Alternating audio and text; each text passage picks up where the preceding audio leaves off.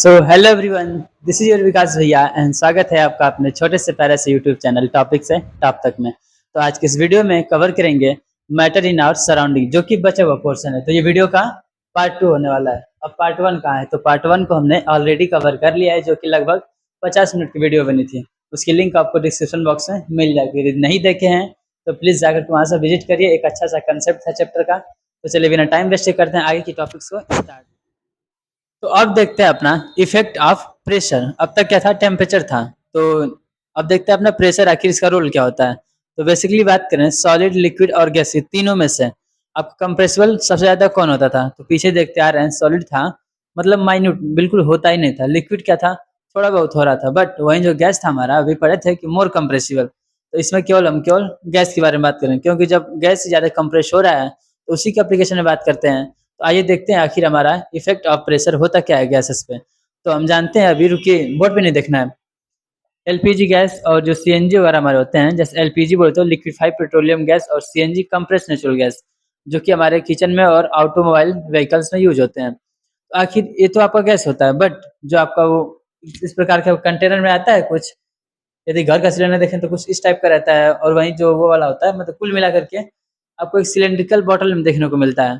तो मतलब ये सब कैसे पॉसिबल होता है? तो ये सब ऐसे मतलब कि गैस को कंप्रेस करके ही पॉसिबल होता है। तो यहाँ से एक चीज़ निकल के आता है कि यदि हम गैस को कंप्रेस करें, जैसे हमारे पास कोई एक बीकर टाइप का है, यानी कोई हमारा सिलेंडर है, ठीक, इसके ऊपर लगा दिया अपना पिस्टन। पिस्टन का काम क्या होता है? केवल और केवल कंप्रेशन देना।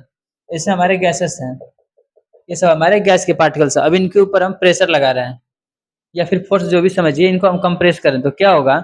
ये जो गैस है आपका, कुछ समय बाद आपका पिस्टन यहाँ आ जाएगा, और क्या होगा, ये सब लिक्विड की तरह मतलब आके नीचे फिट हो जाएगा। तो कहने का मतलब बस यही है कि यदि हम गैसेस पे प्रेशर लगाते हैं तो वो अपना लिक्विड फॉर्म में कन्वर्ट हो जाता है। तो अब आइए बोर्ड पे देखते हैं। तो क्या कह रहा है? द इफेक्ट ऑफ प्रेशर में बात कर रहे हैं हम केवल गैसेस की। तो कह रहा है कि on increasing pressure, on increasing pressure we can convert gas into liquid. यानी कि यदि प्रेशर लगाते हैं तो हम गैस को लिक्विड में कन्वर्ट कर सकते हैं। एग्जाम्पल देखें तो हमारा एलपीजी हो गया, सीएनजी हो गया, और भी गैसेस ले सकते हैं, जैसे कि हमारा O2 हो गया, ऑक्सीजन, जो कि आपको हॉस्पिटल्स में तो देखने को मिलता है। वहाँ क्या होता है? बॉटल में मिलता है आपको O2। ऐसे CO2 भी आपका आता है बॉटल में करके। तो मतलब ये सब चीज़ें कैसे पॉसिबल, बस ये देखना है। तो कहना क्या चाहते हैं कि केवल जब गैसेस को हम कंप्रेस करते हैं, यानी कि उस पर प्रेशर लगाते हैं, तो उनके जो पार्टिकल्स होते हैं वो पास पास आ जाते हैं, और वो इतना पास आ जाते हैं कि वो लिक्विड का रूप ले लेते हैं। और बस यही था हमारा effect of pressure on gases. अब नेक्स्ट आते हैं, हमारा कुछ यूनिट आती है टेम्परेचर की। तो बेसिकली देखें तो फर्स्ट यूनिट हमारी क्या है? डिग्री सेल्सियस की तरफ, जिसको ऐसा रिप्रेजेंट करते हैं, डिग्री, और ये आपका सेल्सियस हो गया। वहीं केल्विन को के, और फॉरेनहाइट को एफ से रिप्रेजेंट करते हैं। अब कह रहे हो कि काइली तीन तीन यूनिट लिखे हो, तो तीन तीन इसलिए कि आपका सबका सब टेम्परेचर की यूनिट है। बेसिकली यदि बात करें जो डिग्री सेल्सियस, इसमें हम बात करते हैं अपने, यदि बॉडी का टेम्परेचर वगैरह लें तो हम डिग्री सेल्सियस में लेते हैं। वहीं केल्विन की बात करें तो केल्विन में हमारा, इसमें भी आपका बेसिकली यहाँ क्या होता है ना कि मैटर वगैरह का टेम्परेचर यहाँ लेते हैं।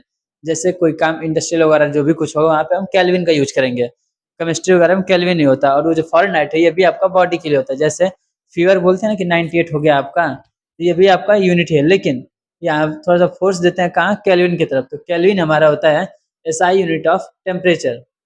एसआई यूनिट ऑफ टेम्परेचर क्या हो जाएगा हमारा? केल्विन।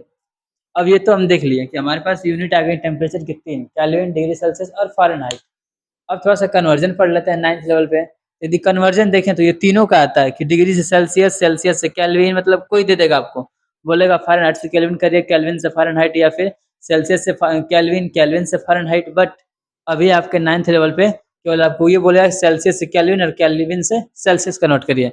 अभी से क्वेश्चन भी करवा रहे हैं आपके एनसीईआरटी का। तो फार्मूला एक आता है पहले।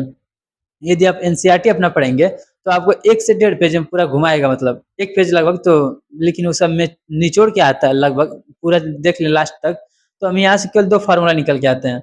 अब इन्हीं के ऊपर हम कन्वर्ट कर लेते हैं अपना। तो कन्वर्जन में क्या होगा, हमारा 2 फार्मूला यूज आते हैं, जिनसे हम डिग्री सेल्सियस से केल्विन में कन्वर्ट कर लेंगे, और केल्विन से डिग्री सेल्सियस में। ये फार्मूला ऐसा पहले रफ पेपर में लिखिए कि केल्विन यदि फाइंड करना हो तो हम डिग्री सेल्सियस में प्लस कितना करेंगे? 273। वहीं यदि हमसे केल्विन पूछता है तो क्या करेंगे कि केल्विन, सॉरी, यदि आपसे डिग्री सेल्सियस पूछ रहा है कितना होगा, तो यहाँ पे आपको क्या करना है कि केल्विन माइनस 273 कर देना है। फिर से बोलिए, यदि केल्विन पूछा तो डिग्री सेल्सियस प्लस 273, वहीं यदि सेल्सियस पूछ लिया, सेल्सियस स्केल निकालना है, तो क्या करेंगे 273 प्लस केल्विन आपका उसमें कर देना है माइनस। ठीक, आई होप कि समझ में आ गया होगा। फार्मूला पे रफ पे नोट करिए, फिर एक बार आपको एनसीईआरटी करवाते हैं क्वेश्चन, इधर ही करवा दे रहे हैं। एनसीईआरटी दे अपना खोलेंगे आप, एक्सरसाइज का क्वेश्चन है। क्वेश्चन क्या है कि फर्स्ट क्वेश्चन जो आप देख पा रहे होंगे अपने बुक के सामने रखा हुआ, तो कह रहा है convert the following temperature to the Celsius scale. और क्या दिया, क्या है, फर्स्ट ए जो है 293 केल्विन को कन्वर्ट करने के लिए बोला है सेल्सियस में। तो आइए इसे कन्वर्ट करके देखते हैं।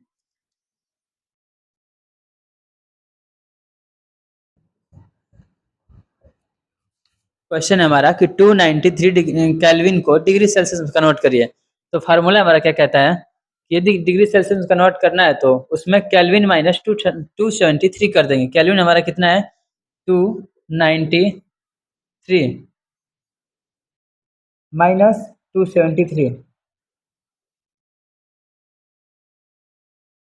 तो हमारा कितना आ जाएगा 02 यानी कि 20 डिग्री सेल्सियस।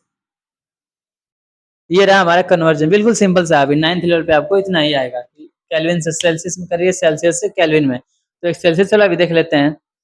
तो सेकंड क्वेश्चन जब पढ़ेंगे तो कह रहा है convert the following temperature to the Kelvin scale. अब इसको केल्विन स्केल में कन्वर्ट करना है, कितना को 25 डिग्री सेल्सियस को। आइए निकाल लेते हैं, 25 डिग्री सेल्सियस कहाँ कन्वर्ट करना है, केल्विन में। तो केल्विन का फार्मूला क्या है, डिग्री सेल्सियस प्लस 273, यही है ना। तो इसको पुट करते हैं अब, 25 प्लस 273, आंसर कितना आ जाएगा 8 9 एंड 2 कितना केल्विन। तो आंसर हमारा जाएगा 298 केल्विन। कितना कन्वर्ट किए हैं 25 डिग्री सेल्सियस को केल्विन में कन्वर्ट किए हैं। तो अब वो किया कैसे, आपको फार्मूला सिंपल सा दिखा है। आई होप कि समझ में आ गया होगा। तो अब आगे चलते हैं, एक इम्पॉर्टेंट आपका टॉपिक आता है।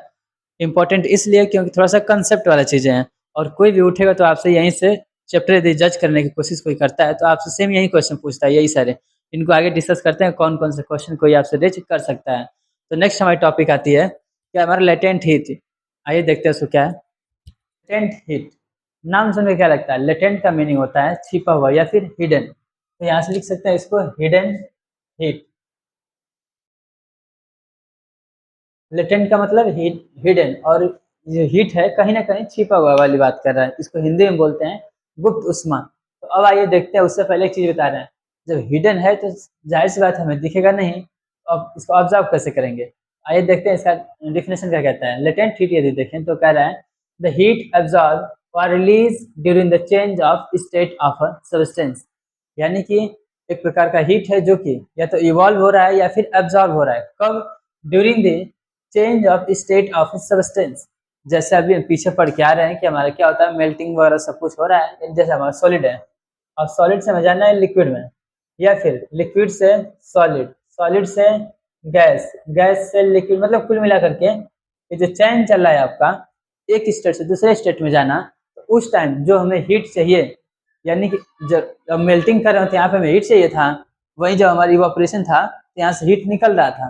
ठीक, तो कहने का मतलब कि जब मैटर का हम स्टेट चेंज करते हैं तो उस टाइम जो हीट हमें चाहिए होती है, यानी कि अब्जॉर्ब होती है या फिर जो हीट रिलीज होती है, वही हमारा होता है लेटेंट हीट। अब उससे पहले स्टार मार्किंग मतलब आपको एक नोट बता रहे हैं, उसको नोट डाउन अभी करिए कि during the change of state of matter, यानी कि जब मैटर का हम स्टेट चेंज करते हैं तो उस टाइम क्या होता है, हमारा टेम्परेचर में किसी प्रकार का बढ़ोतरी नहीं दिखाई देता है। बोले तो during the change of state of substance or a matter that there is no raise in temperature। इसको नोट डाउन करिए तुरंत स्टार मार्किंग करके, कहेंगे इसी के नीचे नोट डाउन करिएगा कि during change of state of a substance or matter there is no raise in temperature. जब किसी सब्सटेंस का या फिर मैटर का स्टेट चेंज करते हैं तो उस टाइम हमें टेम्परेचर में किसी प्रकार का बढ़ोतरी नहीं दिखाई देता, यानी कि टेम्परेचर हमारा क्या है तो कांस्टेंट रहता है। अब बोलोगे होता कैसे है, तो अभी आगे पढ़ेंगे तो बात बता रहे हैं कैसे होता है। तो आइए थोड़ा सा आगे देखते हैं इसके। जो हमारा लेटेंट हीट होता है वो दो टाइप्स का होता है। बोले तो फर्स्ट क्या कह रहा है, the heat of fusion. Fusion नाम सुनकर क्या लग रहा है, पीछे वाला वही जिसको मेल्टिंग बोलते थे। और तो यहाँ से नीचे लिख दीजिएगा मेल्टिंग। तो कह रहा है द हीट ऑफ फ्यूजन और मेल्टिंग। तो सेकंड क्या कह रहा है, द हीट ऑफ वेपोराइजेशन। अब आगे लिखे उससे पहले थोड़ा सा इमेजिन करिए, यहाँ कहीं ना कहीं हम मेल्टिंग के बारे में बात कर रहे हैं, उस टाइम हमें हीट की जो जरूरत पड़ेगी उसी हीट के बारे में हम पढ़ने वाले हैं। तो इसको कह सकते हैं एक तरफ से डिफिनेशन ही इसका दें। डिफिनेशन में दे रहे हैं, समझिए एक बार। जो हीट ऑफ फ्यूजन कह रहा है कि जब किसी हम सॉलिड को जब मेल्टिंग करवा रहे हैं तो सॉलिड से जब लिक्विड में जाएंगे ना, तो उस टाइम जो हीट हमें रिक्वायर होगा उसी को हम बोलेंगे अपना लेटेंट हीट। और वो किसके लिए काम करेगा, 1 ग्राम के लिए। अब इनका स्टेटमेंट देखते हैं। तो कह रहा है कि the amount of substance required to change the state of 1 gram of solid into liquid. आइए नोट डाउन करते हैं।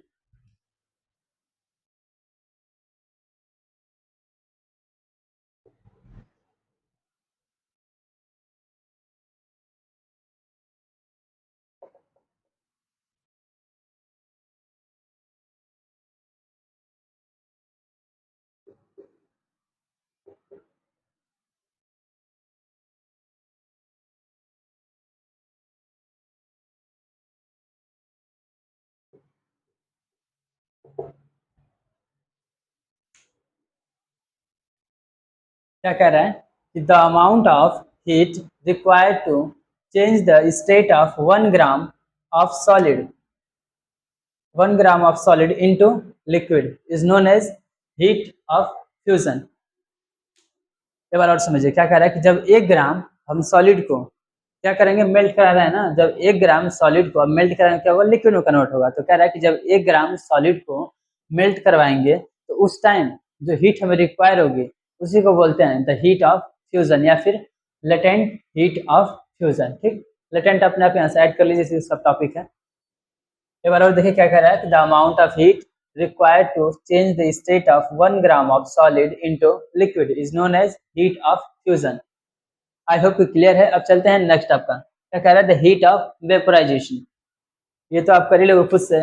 वेपोराइजेशन क्या होता है हमारा, कहते हैं कि इसमें हम लिक्विड से कहाँ जाते हैं, गैस की तरफ। इसका भी सेम यही कर लीजिएगा। क्या करेंगे, अभी खुद से नोट डाउन करिए, बस यहाँ से लास्ट चेंज करना है। कहना क्या है कि the amount of heat required to change the state of 1 gram of liquid into gas. ठीक, पूरा स्टेटमेंट यही होगा। बस कहना क्या चाहता है कि the amount of heat required to change the state of 1 gram of liquid into gas is known as the latent heat of vaporisation. Okay, I hope clear हो गया। क्वेश्चन होता है कि लोग पूछते हैं वो क्वेश्चन क्या आपका है। तो फर्स्ट क्वेश्चन क्या कर रहा है कि why latent heat do not cause any rise in temperature. अब जाहिर सी बात क्वेश्चन बनता है, अभी ऊपर ही बोले थे कि यही तो था आपका स्टार मार्किंग कि जब किसी मैटर का हम स्टेट चेंज करते हैं तो उस टाइम हीट में किसी प्रकार का जो टेम्परेचर है वो रेज नहीं करता है। अब वो काहे नहीं करता है, सेम वही क्वेश्चन पूछ लिया कि why latent heat do not cause any rise in temperature. तो आइए इसको समझते हैं। जैसे ले रहे हैं आपको यहाँ पे, ये हो गया ना, तो इसको थोड़ा सा चलिए देख रहे हैं। ये हमारा आइस है, आइस क्यूब है। तो क्या बोलेंगे इसको, हमारा सॉलिड है ना। ये हो गया हमारा सॉलिड। अब यहाँ से हमको जाना है मान लीजिए लिक्विड में। कुछ मिनट बाद क्या होगा, हमारा लिक्विड हो गया। अब क्या कर रहा है कि जब इसका स्टेट यहाँ से सॉलिड से जब लिक्विड में कन्वर्ट होगा तो उस टाइम आपको टेम्परेचर में किसी प्रकार का बदलाव नहीं आएगा, यानी कि बढ़ेगा नहीं टेम्परेचर। तो बोले होगा कैसे, तो देखिए यहाँ से जब इसको हम हीट देना शुरू करेंगे तो क्या होगा कि तुरंत तो मेल्ट होगा नहीं, कुछ सेकंड लगेगा, 10 सेकंड, 20 सेकंड, 30 या फिर इवन 1 मिनट भी लग सकता है। आपके आइस के ऊपर डिपेंड करे तो होगा क्या। अब मैं इसे किसी बीकर में रखे हैं, ऐसे तो गैस में तुरंत जला नहीं देंगे। ठीक है, क्या कर रहा है यहाँ पे, ये आपका बीकर है, इसमें आप आइस रखे हैं। जब इसको हीट आप दे रहे हैं तो कुछ एनर्जी तो पहले इसको लग रहा है ना, ये जो बीकर में आप रखे हैं इसको जिस कंटेनर वगैरह में, तो पहले तो ये हीट अपना लेगा। काइंडली इसको बर्तन गर्म करना है अभी, ठीक, और होता भी है। तो पहले क्या होगा कि आपका हीट ये बर्तन में जाएगा, तो बर्तन जब गर्म होगा तब तो आखिर गर्म होगा।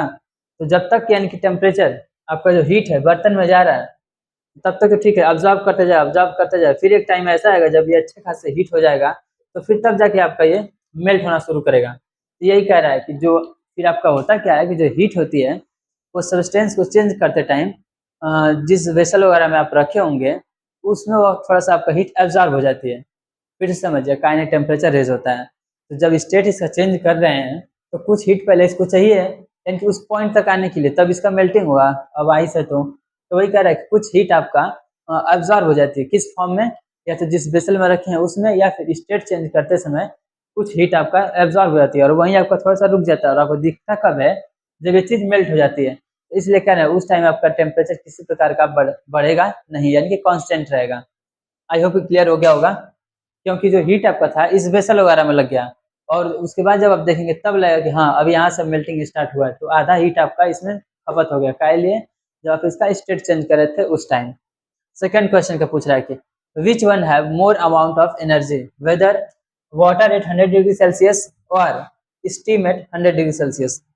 आपके पास एक तरफ गर्म मतलब पानी रखा है, इधर आपके पास 1 लीटर कोई बॉयल वाटर रखा है, ठीक, गर्म है, कितना इसका टेम्परेचर है 100 डिग्री सेल्सियस। वहीं दूसरे तरफ किसी कंटेनर में आपका मतलब स्टीम बन रहा है, कंटेनर में इसको रखेंगे ना, ये भी आपका 100 डिग्री सेल्सियस है। इसको आप अच्छे से ऑब्जर्व करिए अपने किचन वगैरह में। देखते हैं क्या कि जब 100 डिग्री सेल्सियस में और पानी बॉयल कर जाता है तो इवन आप चाहें तो उसमें हाथ कभी कभी डाल देंगे, आपका इंजरी नहीं होगा। जबकि वहीं यदि स्टीम की बात करें, इसको आप नहीं, आपकी मम्मी थोड़ा अच्छे से ऑब्जर्व इसको कर पाएंगे। क्या होता है कि जब सब्जी वगैरह बनता है तो जब बर्तन ऊपर से हटाते हैं तो क्या होता है, एकाएक उसमें से भाप निकलती है, यानी कि स्टीम निकलता है। या फिर एक जब पफी रोटी होती है जब फूली हुई, उस टाइम यदि उसको आप फोड़ने की कोशिश करेंगे तो वहाँ से आपको भाप निकल के आएगा, वो यानी कि स्टीम आता है। तो देखेंगे बहुत जल्दी उसमें जलता है, वो काहे लिए जलता है? Because of latent of heat की वजह से। क्या था गर्म पानी केस में, इसको हम टेम्परेचर दिए यहाँ पे, तो कुछ टेम्परेचर हुआ 45, 50, 60, 70, 80, 90, जब 100 डिग्री आया तुरंत मतलब आपका वाटर बॉयल होने लगा, जो कि एक प्रकार का यूनिवर्सल ट्रूथ है कि हमारा वाटर जो है 100 डिग्री सेल्सियस में बॉयल हो जाता है। वहीं बात करें स्टीम की, तो स्टीम कब निकलता है आप बताइए? जब वाटर अच्छा खासा जब खूब गर्म हो जाता है, 100 से पार जाने लगता है, तो उसके बाद क्या होता है कि आपका स्टीम निकलना शुरू होता है, वही आपका वाटर जो है वेपर में कन्वर्ट होने लगता है। तो स्टीम बनाने के लिए हमें ज़्यादा हीट चाहिए होती है। वही जो वाटर का बॉयल करना है तो 800 डिग्री से तुरंत बॉयल होने लगेगा। यही कह रहा है कि स्टीम आपका क्या होता है, उसमें लेटेंट हीट छिपा होता है, क्योंकि जो स्टीम होता है तुरंत निकलता नहीं है। इसलिए कह रहा है कि स्टीम का लिए मतलब ज़्यादा खतरनाक होता है, ज़्यादा इंजरी कॉज करता है, क्योंकि इसके अंदर लेटेंट हीट होती है, यानी कि छिपी हुई हीट होती है। आई होप कि यहाँ से चीज़ें क्लियर होंगी। अब आते हैं अपना नेक्स्ट टॉपिक की तरफ, पढ़ेंगे क्या? इवापोरेशन। तो चलिए अब देखते हैं अपना इवापोरेशन। उससे पहले थोड़ा सा एक मिसकंसेप्शन ये दिमाग में बनता है कि जो हमारा बॉइलिंग पॉइंट क्या था 100 डिग्री सेल्सियस का किसी वाटर के लिए, तो वहाँ क्या देखते हैं कि जब हम वाटर को 100 डिग्री सेल्सियस का टेम्परेचर दे देते हैं तो वहाँ पे क्या होता है, अब वो वेपर में कन्वर्ट होने लगेगा धीरे धीरे, मतलब भाप बनेगा। तो वहाँ क्या था कि हमारा एक लिमिटेड टेम्परेचर चाहिए होता था कि 100 डिग्री जाएगा वाटर तभी आपका वेपर में कन्वर्ट होगा। बट यहाँ जो इवापोरेशन है इसमें जरूर नहीं है कि आपका 100 डिग्री ही चाहिए, उससे भी कम होगा तो भी चल जाएगा। और उससे पहले बता दें जो आपका ये इवापोरेशन है एक प्रकार का सरफेस फिनोमिना है। इसको इधर कहीं नोट डाउन कर लिए, it is a surface phenomena. मतलब कि कहीं ना कहीं कि सरफेस पे भी आपका इवापोरेशन चल जाएगा। अब देखते हैं होता क्या है इवापोरेशन आपका। तो कह रहा है कि the process of change of liquid into vapour below the boiling point, यानी कि एक प्रकार का प्रोसेस है जिसमें क्या हो रहा है, जो आपका लिक्विड है वो किस में कन्वर्ट हो रहा है, वेपर या फिर गैस में। बट इंपॉर्टेंट क्या पे है कि बिलो द बॉइलिंग पॉइंट, यानी कि यदि वाटर का लें तो 100 डिग्री सेल्सियस से यदि बिलो भी इसको टेम्परेचर मिलता है तो भी आपका इवापोरेशन काज कर जाएगा। और ये क्या हमारा एक सरफेस फिनोमिना है। तो यहाँ से एक चीज़ क्लियर है कि जब भी इवापोरेशन होगा आपका सरफेस से होकर के होगा, और इसको जो आपका बॉइलिंग पॉइंट था उससे कम टेम्परेचर चाहिए, यानी कि बॉइलिंग से भी कम टेम्परेचर हो तो होगा इवापोरेशन हो जाएगा। इसके लिए देखें तो एग्जाम्पल ले रहे हैं। क्या होता है कि आपका गर्मी के दिनों में, अभी बात करेंगे फैक्ट्री का क्या काम करता है, तो ये देखेंगे कि जब कहीं बारिश हो जाती है, ठीक, थोड़ा बहुत पानी कलेक्ट है सरफेस पे, होता क्या है कि 1-2 दिन बाद आप देखेंगे तो पूरा पानी डिसअपियर हो जाता है, कुछ तो आपका वो मतलब लैंड में चला जाता है सोख करके, और बाकी जो है कुछ आपका इवापोरेट हो जाता है। वो होता कैसे है? अब 100 डिग्री सेल्सियस तो हमारे यहाँ टेम्परेचर होता नहीं है, वरना जब होगा तो फिर ह्यूमन कहाँ से बचेगा? यहाँ 50 पर ये हालत हो जाती है। तो सोच सकते हैं, तो मतलब पानी को ज़रूरी नहीं था कि आपका 100 डिग्री चाहिए। ये आपका 45, 40, 35, इवन 25 पे भी आपका एट अ रूम टेम्परेचर पे भी आपका इवापोरेशन हो जाता है। तो यहाँ से बस निकल के आता है कि आपका इवापोरेशन के लिए जो ज़रूरी नहीं कि आपका जो बॉइलिंग पॉइंट है उतना टेम्परेचर चाहिए, उससे कम होगा फिर भी आपका ये जो लिक्विड है किसमें कन्वर्ट हो जाएगा? गैस या फिर वेपर में। तो ये था हमारा इवापोरेशन। अब देखते हैं इसका कुछ फैक्टर क्या-क्या इस पे काम करते हैं। तो फर्स्ट आ रहा है कि फैक्टर इफेक्टिव में फर्स्ट हमारा है टेम्परेचर। आखिर टेम्परेचर कैसे रोल अदा करता है अपना इवापोरेशन में? इसको चलिए समझते हैं। क्या हो रहा है कि देखिए, वही जो अभी दिखा रहे थे आपका ये सरफेस फिनोमिना, वाटर लगा है इधर, कहीं लॉगिंग हुआ है बारिश की वजह से इस सरफेस में नीचे। अब इधर से आपका सन आया, मतलब सन रेज आई यहाँ से। अब क्या है कि थोड़ा बहुत इसको हीट देंगे और ये वाटर आपका इवापोरेट हो जाएगा ऊपर की तरफ। इसी को बोल रहा है कि टेम्परेचर जो होता है यहाँ से देखें तो डायरेक्टली प्रोपोर्शनल टू इवापोरेशन होता है, यानी कि टेम्परेचर बढ़ाते जाएंगे, यदि टेम्परेचर बढ़ा रहे हैं तो इवापोरेशन आपका और जल्दी होगा। यहाँ से फर्स्ट पॉइंट क्लियर है कि टेम्परेचर बढ़ा रहे हैं तो हमारा इवापोरेशन जो है जल्दी हो रहा है, यानी कि टेम्परेचर का ये डायरेक्टली प्रोपोर्शनल होता है इवापोरेशन। ठीक। अब सेकंड आते हैं, इसको जरूरी नहीं कि इसी समझिए, कुछ और एग्जाम्पल हो तो आप समझ सकते हैं अपने अनुसार। कुछ और बताइए, और एग्जाम्पल लें तो जैसे बॉडी पे ही हो गया, यदि पसीना वगैरह आ जाता है तो ये क्या करेंगे, जैसे टेम्परेचर देंगे थोड़ा बहुत तो इवॉल्व हो जाएगा। अब इसको थोड़ा सा अलग समझेंगे, थोड़ा सा इसका एक अलग कंसेप्ट है। तो बस इतना समझिए कि टेम्परेचर देंगे तो आपको इवापोरेशन जल्दी होगा, क्योंकि इसको हीट मिलेगा तो इसका जो वाटर मॉलिक्यूल्स हैं इनके बीच, जानते हैं कि जब किसी चीज़ को हीट देते हैं तो उनके बीच जो जो आपका वाटर मॉलिक्यूल्स हैं इनको काइनेटिक एनर्जी मिलती है, और काइनेटिक एनर्जी करती क्या है? आपका किसी चीज़ में मोशन लाती है। तो यहाँ से होगा क्या कि जब इनको हम हीट देंगे तो क्या होगा, इसका जो मॉलिक्यूल्स होंगे जल्दी जल्दी वाइब्रेट करेंगे, और इस वजह से इनके बीच का जो फोर्स है टूट जाएगा। मतलब जो लग रहा था वहाँ पर स्ट्रॉन्गेस्ट फोर्स इन दोनों के बीच, वो आपका टूट जाएगा टेम्परेचर की वजह से, क्योंकि इनके बीच अब मोशन होने लगा, और इस वजह से जो आपके वाटर मॉलिक्यूल्स हैं अब इवापोरेट होने लगेंगे। तो यही कह रहा है कि टेम्परेचर बढ़ाएंगे तो आपका इवापोरेशन जल्दी होगा। आई होप कि क्लियर हो गया है। अब चलते हैं नेक्स्ट की तरफ। नेक्स्ट क्या कह रहा है हमारा? प्रेशर है। तो क्या प्रेशर बढ़ाने से भी इवापोरेशन जल्दी होता है? तो ये आपका गलत है। तो यहाँ पर समझिए क्या कह रहा है, जो प्रेशर है आपका इनवर्सली प्रोपोर्शनल टू इवापोरेशन, यानी कि जब हम यदि प्रेशर बढ़ा रहे हैं, प्रेशर यदि इंक्रीज करें तो हमारा जो इवापोरेशन है वो कम होगा। इसको समझते हैं कैसे। अभी बात किए थे पिस्टन लेकर के, ये हमारा पिस्टन है, ठीक है। इधर मान लीजिए कि आपका वाटर के मॉलिक्यूल्स हैं, ठीक। अभी इनको हम पास में लाएंगे, जिसको प्रेशर लगा रहे हैं, ठीक, तो क्या होगा, इनके जो मॉलिक्यूल्स हैं और नज़दीक नज़दीक आएंगे, और इवापोरेशन हमें करना क्या है, इनके बीच का जो फोर्स है उसको तोड़ करके इनको इवापोरेट करना है। तो समझ सकते हैं कि जब यदि इनको हम प्रेशर लगाएंगे तो इवापोरेशन हमारा नहीं होगा, बोल तो बहुत कम होगा। तो इसलिए बोल रहा है जो इवापोरेशन है प्रेशर के इनवर्सली प्रोपोर्शन है, यानी कि प्रेशर देंगे तो हमारा इवापोरेशन जल्दी नहीं होगा, और पता चले तो घट ही जाएगा। थर्ड आता है हमारा सरफेस एरिया। ये थोड़ा सा अच्छा है। तो यहाँ से देखेंगे surface area is directly proportional to evaporation, यानी कि वेट में, ओके लेट फोकस हियर। कह रहा है कि जो सरफेस एरिया आपका है डायरेक्टली प्रोपोर्शनल टू इवापोरेशन, यानी कि यदि हम सरफेस एरिया को बढ़ाते जाएं तो हमारा इवापोरेशन जल्दी होगा। इसका एग्जांपल ये लेते हैं, बहुत इजी सा है। क्या बोलते हैं, जब चाय आपको पीना होता है, जब बचपन में थे तो क्या करते थे, आज तो कप ही आपको चाहिए। पहले क्या था कि आपको क्या चाहिए था, एक प्लेट चाहिए होता था। अब क्या करेंगे, इस चाय को इसमें आप पोर कर लेंगे। तो आपका यहाँ देख रहे तो इतनी एरिया थी, ये इतना पूरा आपका भरा हुआ है और एरिया बिल्कुल कम है। अब यहाँ इसको थोड़ा सा फैला सकते हैं। एक प्लेट में जब चाय को आप पोर करेंगे तो देखने को ये मिलेगा कि आपका एरिया जो है बढ़ गया कि नहीं। तो होगा क्या, जब एरिया बढ़ेगा तो आपका इवापोरेशन जल्दी होगा, और चाय जो हमारा होता था जल्दी ठंडा हो जाता था और इसे हम पी लेते थे। बट आज क्या चाहते हैं कि हम ठंडा चाय नहीं पियेंगे, तो इसलिए हम आज कप में लेते हैं। तो ये था हमारा बचपन वाली बात। तो यहाँ से बस यही निकलता है कि यदि हम सरफेस एरिया को बढ़ाएं तो हमारा इवापोरेशन जल्दी होगा। और ये इसलिए कि देख रहे हैं जब इसका सरफेस एरिया बढ़ा रहे हैं तो एक पतली लेयर बन जा रही है, और होता क्या हमारा है, इवापोरेशन एक सरफेस फिनोमिना है जो कि सरफेस से ही होकर के गुजरेगी। इसका कुछ और एग्जाम्पल लें, कपड़े को सुखाना। और ये ऐसा क्यों नहीं होता कि जो कपड़ा जब धुले हैं तो बस ऐसे ही उठाएं और कहीं रख दिए बस, ठीक है, टेम्परेचर में रख दे रहे हैं। आखिर ऐसा क्या जरूरत पड़ता है हमको, इनको फैलाना पड़ता है ऐसे करके, और वो इसलिए फैलाते हैं ऐसा ताकि इनका सरफेस एरिया बढ़ जाए और इवापोरेशन जल्दी हो। आई होप कि ये भी पॉइंट आपका क्लियर हो गया होगा। सरफेस एरिया बढ़ा रहे हैं तो हमारा इवापोरेशन जल्दी जल्दी हो रहा है। नेक्स्ट हमारा आता है ह्यूमिडिटी इन एयर। ह्यूमिडिटी बोले तो क्या, जब हमारे एयर में वाटर मॉलिक्यूल्स मौजूद होते हैं, ऐसे तो नॉर्मली होते हैं थोड़ा बहुत, बट बात करें थोड़ा बहुत ठंडी के दिनों का, जब फॉग वगैरह चलता है या फिर जिस समय बारिश हुई रहती है आपका, तो जो वाटर हमारा मॉइस्चर रहता है, यानी कि इसमें वाटर के मॉलिक्यूल्स ज़्यादा रहते हैं। तो जैसे नॉर्मली एयर क्या होता है उसमें थोड़ा सा कम होते हैं, बट ह्यूमिड एयर की यदि बात करें तो इसमें वाटर के मॉलिक्यूल्स ज़्यादा होते हैं।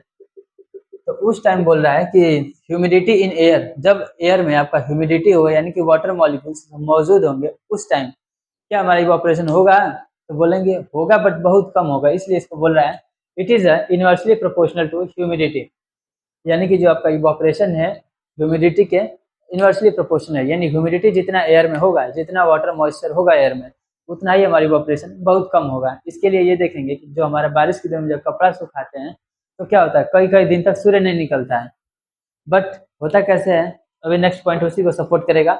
तो उस टाइम क्या हो रहा है कि एयर में मॉइस्चर ज़्यादा हो गया बारिश के दिनों में, तो हमारा कपड़ा जल्दी नहीं सूखता है, तो ऊपर से सूर्य नहीं आ रहे हैं, तो इसलिए क्या बोला कि जब वाटर मॉइस्चर ज़्यादा हो जाता है तो उस टाइम हमारा इवापोरेशन नहीं होता है। यही बोल रहा है ह्यूमिडिटी इन एयर, तो क्या बोलेगा आपको, इनवर्सली प्रोपोर्शनल है। इन सारी चीज़ों को बस आप एक बार दिमाग में सोच लीजिए और थोड़ा बहुत मन कर रफली नोट डाउन करिए, और बाकी इन सब कंसेप्ट पेपर में आपको लिखना हो तो याद होगा तो भी लिखेंगे, तो रटने वाली कोई बात नहीं है। अब आता है आपका फिफ्थ पॉइंट, क्या कर रहा है, फैक्टर इफेक्टिंग क्या, विंड स्पीड। क्या जो हवा की रफ्तार होती है उससे भी कुछ इवापोरेशन में चेंजेस आते हैं, तो बोलेंगे जी हाँ, ये आपका जो विंड स्पीड है ये डायरेक्टली प्रोपोर्शनल टू इवापोरेशन है, यानी कि जितना आपका अच्छा खासा विंड स्पीड होगा उतना आपका इवापोरेशन जल्दी होगा। इसके लिए कुछ, जी हाँ, इसको समझिए एक बार ऐसे कि मान लीजिए अगले दिन हमारे यहाँ स्कूल में कोई फंक्शन है और हम पहले ही लेट छूट के आए स्कूल से, तो क्या होता है हमारा ड्रेस रात में धुलता है, और आज भी धुलता है, पहले भी यही होता था कि मान लीजिए 8 से 9 बजे रात को अपना ड्रेस हम धुल दिए। अब होगा क्या, उस टाइम तो सन है नहीं तो कैसे सूखेगा, तो एक ट्रिक आता है कि अपने रूम में इसको फैला देते हैं, फैलाते हैं इसलिए सरफेस एरिया ज़्यादा हो जाए, जो कि इसको सपोर्ट कर रहा है। वहीं अपना फ़ैन ऑन कर लेते हैं, तो क्या करेंगे, इधर से अपना एक फ़ैन ऑन कर लिए और नीचे अपना कपड़ा पसार देते हैं, ऐसे में फैला देते हैं इसका सरफेस एरिया बढ़ा करके, और सुबह तक देखें तो हमारा कपड़ा सूख गया होगा। अब ये कैसे हुआ, ऊपर से आपका एयर आया, यानी कि विंड स्पीड इसको दे दिया हम, यानी हवा को थोड़ा सा तेज कर दिए, तो यहाँ से क्या होगा, इसके जो वाटर वेपर थोड़े बहुत होंगे इनको लेकर के उड़ा देगा। और थोड़ा सा इसमें बीच एक और सा कंसेप्ट आता है, कंसेप्ट क्या है कि जब फैन चलाएंगे तो बाहर से आपका एयर लेगा, तो जब जब भी आपका एयर तभी आपका मतलब अंदर आएगा, कि जब अंदर का एयर बाहर जाना चाहिए और बाहर का अंदर आएगा, वरना एक रूम में बिल्कुल उतना ही पैक का पैक रहेगा। इसको ऐसा समझिए कि जब यदि हम दोनों दरवाजा बंद कर देते हैं फिर रूम का और फैन ऑन करते हैं तो उस टाइम हमें ज़्यादा गर्मी टाइप कुछ होता है, बट वहीं यदि कहीं से एक ओपनिंग कर दें कि इसका एयर बाहर भी चला जाए, साइकिल होती रहे अंदर का बाहर, बाहर का अंदर, तो उस टाइम हमें रूम में थोड़ा सा कूल महसूस होता है। तो वही कह रहा है विंड स्पीड के साथ, यदि यहाँ से फैन चला रहे हैं तो बाहर की हवा आएगी, शायद वो गर्म हो और नीचे से इनकी हवा को उड़ा ले जाएगी। तो वही कह रहा है कि विंड स्पीड हमारा इवापोरेशन जल्दी काज करता है। तो ये रहे हमारे फैक्टर इफेक्टिंग किसको, इवापोरेशन को। फर्स्ट है टेम्परेचर, टेम्परेचर बढ़ाएंगे इवापोरेशन जल्दी होगा। प्रेशर, प्रेशर बढ़ाएंगे इवापोरेशन कम हो जाएगा। सरफेस एरिया बढ़ाएं तो हमारा इवापोरेशन जल्दी होगा। ह्यूमिडिटी इन एयर, जब ह्यूमिडिटी एयर में होता है, मॉइस्चर होता है, तो उस टाइम हमारा इवापोरेशन बहुत कम होता है। नेक्स्ट है विंड स्पीड, विंड स्पीड यदि बढ़ा रहे हैं, हवा की रफ्तार बढ़ा रहे हैं तो इवापोरेशन हमारा जल्दी होगा। अब आता है नीचे इसका, क्या कह रहे हैं, cooling cause by evaporation. Question ये आता है मतलब कि आखिर इवापोरेशन से हमें ठंडा भी महसूस होता है, तो बोलेंगे जी हाँ। अब वो कैसे, आइए समझते हैं। टॉपिक क्या कह रहा है, कूलिंग काज बाय इवापोरेशन। क्या इवापोरेशन की वजह से हमें ठंडा भी महसूस होता है, तो पहली बात है जी हाँ। अब ये होता कैसे है, तो कह रहा है कि when evaporation occurs, liquid takes heat to evaporate from the body in contact and it cause cooling effect. समझ में आया? अगर नहीं आया तो कोई बात नहीं, और आ गया तो बहुत बढ़िया। अब आइए इसको समझते हैं, इसको थोड़ा अपने ऊपर लेके समझते हैं। क्या हो गया कि हमारे ऊपर अभी पसीना लगा है, ठीक, अभी मतलब कहीं से वर्क हार्ड करके आ रहे हैं, ऊपर हमारे बॉडी पे पसीना है, तो मतलब लिक्विड है। अब ये ठंडा कैसे करेगा, तो ये देखते हैं कि जब यदि हम ज़्यादा भीगे होते हैं पसीना से, तो उस टाइम यदि हम फैन के नीचे आ जाएं तो क्या होता है, हमें ज़्यादा ठंडा महसूस होता है। वहीं यदि जब पसीना कम होता है और ज़्यादा हम वर्कआउट करके आए होते हैं तो उस टाइम हमें हीट मतलब ठंडी मतलब कम लगती है। अब वो कैसे होता है? तो देखिए यहाँ पे था कोई एक पर्सन है ना, इसके ऊपर आपके पसीना निकला हुआ है, पूरी बॉडी पसीना से भीगी हुई है। अब ज़ाहिर-सी बात है जब पसीना है तो अंदर का टेम्परेचर ज़्यादा होगा, तभी तो आखिर गर्मी हुआ तो पसीना आया है। अब ये कूलिंग कैसे करता है? इवापोरेशन आपका। तो होगा क्या कि ये जो आपके वाटर वेपर हैं यहाँ पे, मतलब ये जो पसीना आपके बॉडी पे है, ये बॉडी से कुछ टेम्परेचर लेगा। ज़ाहिर-सी बात है हमारी बॉडी के पास ऑलरेडी एक मिनिमम टेम्परेचर होता है, ठीक? तो यहाँ से आपके बॉडी से हीट लेगा और हीट लेने के बाद क्या करेगा, जो पसीना लिक्विड आपका लेयर बना है ये इवापोरेट हो जाएगा, मतलब गैस में कन्वर्ट हो जाएगा यहाँ से। अब जब गैस में कन्वर्ट हो कैसे हुआ? तो बोलेंगे बॉडी से हीट लिया और जब बॉडी से हीट आप निकाल दिए तो ऐसा ही आपकी बॉडी ठंडा हो गई। तो यही कह रहा है कि जो कूलिंग काज बाय इवापोरेशन, यानी हमारे बॉडी से जब इवापोरेशन होता है तो हमें ठंडा महसूस होता है। आई होप कि ये क्लियर है। तो एग्जांपल एक कुछ इसके देख लेते हैं, जैसे नेल पॉलिश में हमारा एसीटोन होता है। अभी नहीं जानना क्या होता है, बस इतना जानिए एक एसीटोन होता है, एसीटोन। फिर आ रहा है अल्कोहल एंड पेट्रोल। क्या होता है कि जब ये अल्कोहल या फिर पेट्रोल को हाथ पे हम गिराते हैं तो क्या ठंडा महसूस होता है, वो काहे लिए होता है? जब यदि अल्कोहल और इसको पेट्रोल को थोड़ा भी यदि इसको हीट हम देते हैं, ये तुरंत वेपर में कन्वर्ट हो जाता है। तो देख रहे हैं कि यदि हाथ पे हम जब इसको गिरा रहे हैं पेट्रोल या फिर अल्कोहल को, तो हमारे हाथ के सरफेस से थोड़ा बहुत टेम्परेचर ले रहा है, ठीक? यानी कि इनडायरेक्टली बोलते हमारे बॉडी का टेम्परेचर इसको मिल रहा है और इवापोरेट हो जा रहा है। वो ठंडा इसलिए हो रहा है कि यहाँ से अभी हम टेम्परेचर जस्ट अपने बॉडी से इसको दिए थे। तो यही होता है हमारा इवापोरेशन, जो कि हमें कूलिंग काज करता है। अब आता है आप एनसीईआरटी देखेंगे तो पीछे पूछ देगा, आपको 1-2 क्वेश्चन पूछता है कि हमें समर में आके कॉटन में क्लॉथ क्यों पहनना चाहिए, और सेकंड पूछता है कि यदि किसी बीकर में मान लीजिए इसमें आइस क्यूब डले हैं या फिर कोई भी जब कोल्ड सब्सटेंस किसी गिलास वगैरह में है, तो इसके लेयर पे हमें वाटर वेपर देखने को मिलते हैं, यानी कि लिक्विड की एक लेयर छा जाती है, जो कि आप अच्छा खासा समझते थे। जब आप ड्यू वगैरह पीते हैं तो क्या होता है, जब जस्ट गिलास में भी लिए तुरंत उसके बॉडी सरफेस पे गिलास मतलब लेयर पे आउटर वाले सरफेस पे एक वाटर के ड्रॉपलेट्स बन जाते हैं। वो कैसे होता है? ये सब का सब इसी की वजह से होता है, इवापोरेशन की वजह से। समझते हैं कैसे। तो फर्स्ट हमारा क्वेश्चन क्या था, हमें समर में कॉटन क्लॉथ क्यों पहनना चाहिए? तो आई थिंक जवाब यहाँ से मिल गया है। कॉटन इसलिए कि देखिए समर में हमें ज़्यादा गर्मी होती है, ठीक? अब जब गर्मी होगा तो पसीना भी निकलेगा। यदि कॉटन हम जानते हैं कि जो हमारा एक गुड एब्जॉर्बर होता है, बोले तो पसीना को अच्छे से जल्दी सोख लेता है। तो फिर वही बात कि जब कपड़ा यदि यहाँ से कॉटन हमारे बॉडी पे है तो जल्दी जल्दी इसको ऑब्जर्व सोख लेगा। इस पर यदि हवा भी लगती है या फिर कुछ और या फिर बॉडी से टेम्परेचर लेता है तो लिक्विड आपका जल्दी इवापोरेट हो जाएगा। वहीं यदि हम मान लीजिए प्लास्टर पहन लें या फिर कोई और पहन लें नायलॉन वगैरह, तो मतलब उतना अच्छा एब्जॉर्बर नहीं होता है, जिससे आपका पसीना जो है जल्दी इवापोरेट नहीं हो पाता है। इसलिए हमें गर्मी में प्रेफर करते हैं कौन सा, कॉटन क्लॉथ ही। और इसमें आता है वाइट ही। क्यों? तो वाइट हमारा एक गुड रिफ्लेक्टर होता है, इसलिए ताकि हीट हमारे बॉडी पे ज़्यादा अब्जॉर्ब नहीं हो, इसलिए हम समर में कॉटन का और वाइट क्लॉथ ज़्यादा प्रेफर करते हैं। और सेकंड क्वेश्चन हमारा क्या था कि जब किसी कंटेनर या फिर किसी बीकर में गिलास वगैरह में कोई ठंडी चीज़ रखी हो, जैसे आइस ठंडा वगैरह कुछ भी, तो उसमें देखते हैं कि उसके ऊपर एक वाटर का लेयर बन जाता है। वो कैसे? तो उसको समझिए। हम जानते हैं कि हमारे एटमॉस्फेयर में ऑलरेडी क्या है, मॉइस्चर प्रेजेंट है एयर में। ये तो क्लियर है ना? तभी आगे समझ में आएगा। जो बोलेंगे हाँ ये तो बच्चों वाला क्वेश्चन है। तो हमारे एटमॉस्फेयर में क्या है कि एयर मतलब एयर के साथ कुछ वाटर ड्रॉपलेट हमेशा मौजूद है, या तो वाटर वेपर में माध्यम में होंगे या फिर ह्यूमिडिटी वगैरह के। तो होता क्या है कि यदि जब इसमें हम एक गिलास लिए, इसमें हम कुछ आइस क्यूब डाल दिए, आइस क्यूब है ये, तो होगा कि जस्ट यहाँ पे अब क्या होगा कि बर्तन का जो आपका ये आउटर सरफेस है बिल्कुल ठंडा हो गया। किसके वजह से? इसके। तो हम ये जानते हैं कहाँ पढ़े थे, कंडेंसेशन में, कि जब हम गैस को कूल करते हैं तो क्या होता है, हमारा लिक्विड में कन्वर्ट हो जाता है। याद है ना? नोट्स से बात देख लीजिए। कंडेंसेशन क्या कहता है कि लिक्विड को यदि हम कूल करते हैं, तो गैस को यदि कूल करते हैं तो हमारे लिक्विड में कन्वर्ट हो जाएगा। तो ये कुछ और नहीं, ये जो एटमॉस्फेरिक गैसेस हैं, मतलब एयर के साथ जो आपका मॉइस्चर है थोड़ा बहुत पानी, वही आपका एयर वाटर ड्रॉपलेट्स आके सरफेस पे इकट्ठा होने लगते हैं। क्यों? अब अंदर जो ठंडा मिल गया, अब जब इनको कूल कर देंगे तो ये लिक्विड का रूप लेंगे और यहीं से हमारा ये पानी का बहना शुरू हो जाता है, जो कि एक्चुअल अंदर का पानी नहीं होता है। वो क्या होता है, एटमॉस्फेयर का लिया हुआ जो भी वाटर ड्रॉपलेट है इसके कंटेक्ट में आए, ठंडा हो गया, इसकी वजह से पानी बन के नीचे आ गया। तो यहाँ तक रहा अपना ये चैप्टर। हाँ, नेक्स्ट एक और टॉपिक हमारे आते क्या है डिफ्यूजन। डिफ्यूजन क्या होता है? तो डिफ्यूजन बोले तो अभी रुकिए, इनको नोट डाउन करके दिखाते हैं, थोड़ा सा उस पर 1-2 मिनट लेंगे।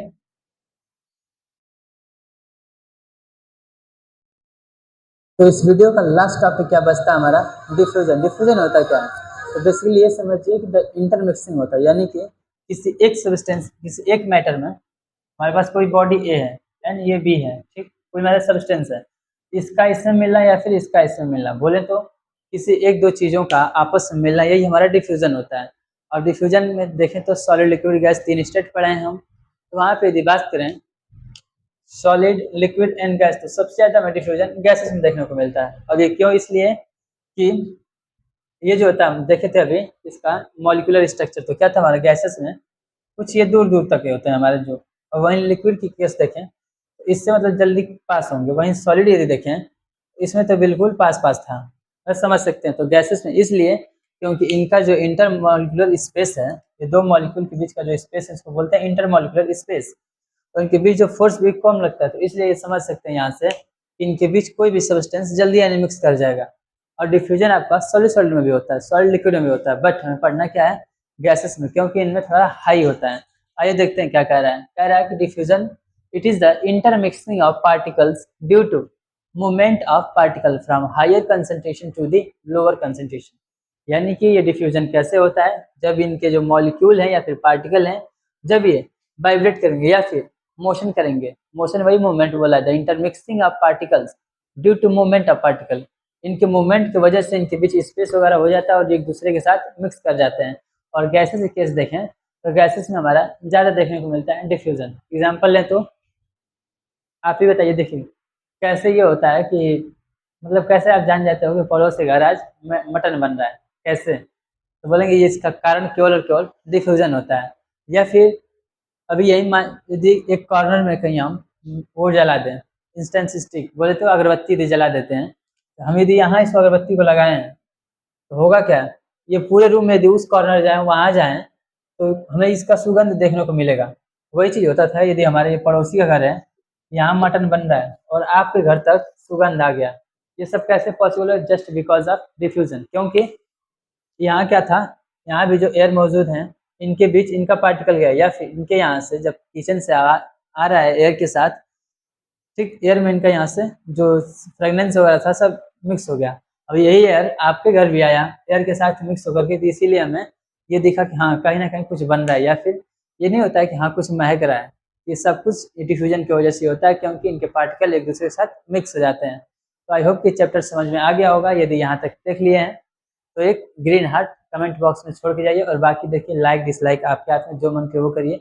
बस चैनल को सब्सक्राइब कर लीजिए और कमेंट बॉक्स आपके लिए बनाए, जो मन करे वहाँ पे लिखिए। और हाँ, फीडबैक, आप ही फीडबैक की वजह से चीज़ों को समझ में आती है कि हाँ कहाँ इम्प्रूवमेंट करना है और कहाँ अभी आगे काम करना है। तो बस मिलते हैं नेक्स्ट वीडियो में, तब तक के लिए बी पॉजिटिव, कीप सपोर्ट, पढ़ते रहिए, बढ़ते रहिए। Thank you.